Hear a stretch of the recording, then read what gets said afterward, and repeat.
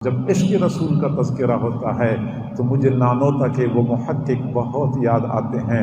مکہ مکرمہ سے مدینہ منورہ کی طرف سفر کر رہے تھے، اونٹ پہ سوار تھے، دور سے مدینہ منورہ کی آبادی نظر آئی، اونٹ سے نیچے اترے، جوتے اتار دیے، ننگے پیر چلنا شروع کر دیا۔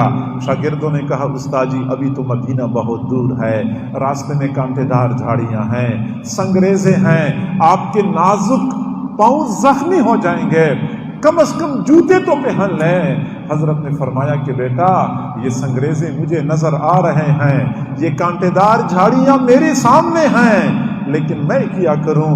میری محبت مجھے اس بات کی اجازت نہیں دیتی کہ اس سرزمین کو اپنے جوتوں تلے رون ڈالوں جس سرزمین پہ میرے محبوب کے قدم لگ چکے ہوں۔ جب بھی عشق رسول کا تذکرہ ہوتا ہے تو مجھے وہ محدث مدنی بہت یاد آتے ہیں۔ دارالعلوم دیوبند میں پڑھا، یہیں پہ پلے بڑھے، لیکن حضور صلی اللہ علیہ وسلم نے اپنے پاس بلا لیا، چنانچہ مدینہ منورہ میں مسجد نبوی میں منبر رسول پہ بیٹھ کے 18 سال تک مسلسل احادیث رسول کا درس دیا۔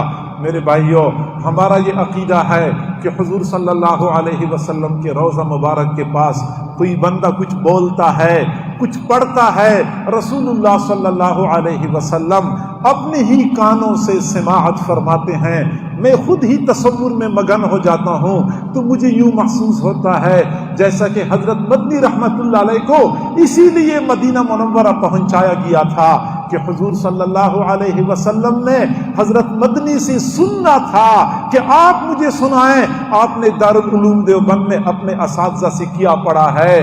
دنیا میں ہم دیکھتے ہیں استاد جب اپنے شاگردوں سے سبق سنتے ہیں تو شاگردوں کی جوڑیاں لگاتے ہیں، آپ اس کو سنائیں اور آپ اس کو سنائیں، آپس میں ایک دوسرے کو سناتے ہیں، لیکن خاص شاگرد ہوتا ہے، استاد ان کو اپنے پاس بلاتا ہے کہ بیٹا آپ نے مجھے سنانا ہوگا۔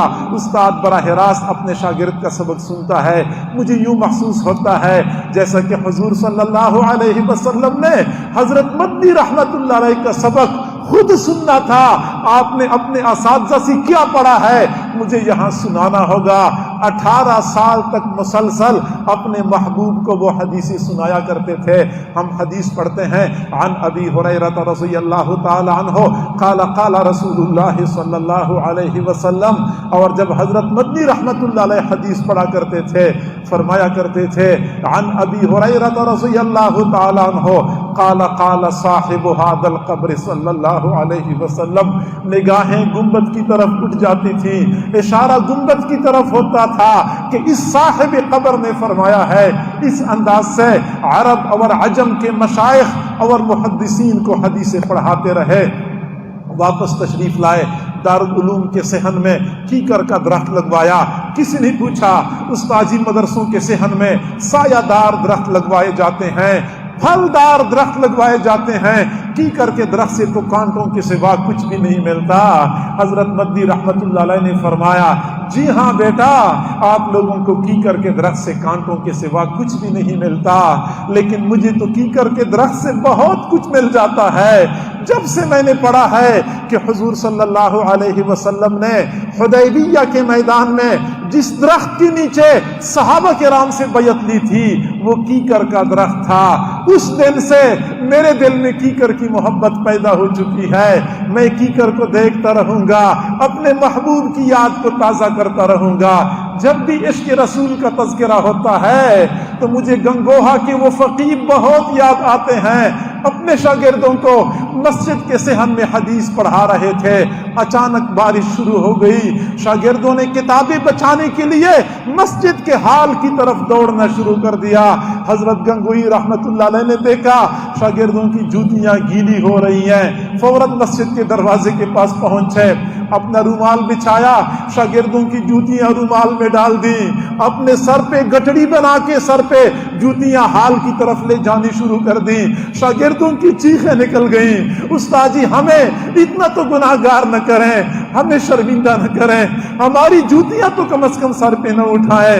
حضرت گنگوئی رحمت اللہ علیہ نے فرمایا تم میرے محبوب کی حدیثیں پڑھتے ہو، رشید احمد گنگوہی تمہاری جوتیاں سر پہ نہ اٹھائے تو اور کیا کرے؟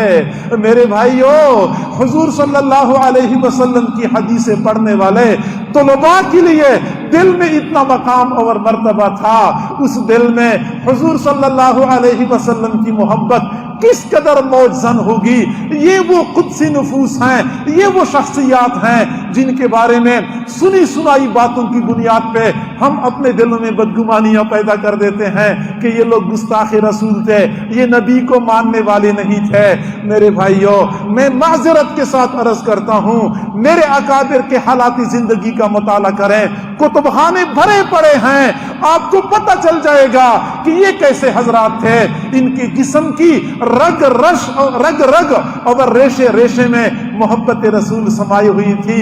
حضرت گنگوئی رحمت اللہ علیہ کی عمر 80 سال ہو چکی تھی، دونوں آنکھوں کی بینائی مکمل ختم ہو چکی تھی، لیکن اس کے باوجود رات کو سونے سے پہلے 3 سلائیاں سرمے کی دائیں آنکھ میں ڈالا کرتے تھے، 3 سلائیاں بائیں آنکھ میں ڈالا کرتے تھے۔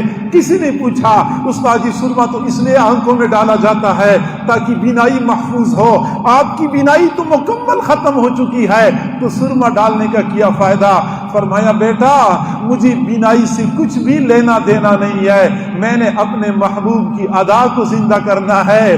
میرے محبوب آنکھوں میں سرما ڈالا کرتے تھے، میں بھی آنکھوں میں سرما ڈالتا ہوں۔ اولئک آبائی فجئنی بمثلہم، اولئک آبائی فجئنی بمثلہم اذا جمعتنا یا جریر المجامع۔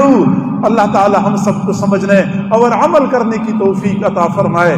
وآخر دعوانا ان الحمد للہ رب العالمین۔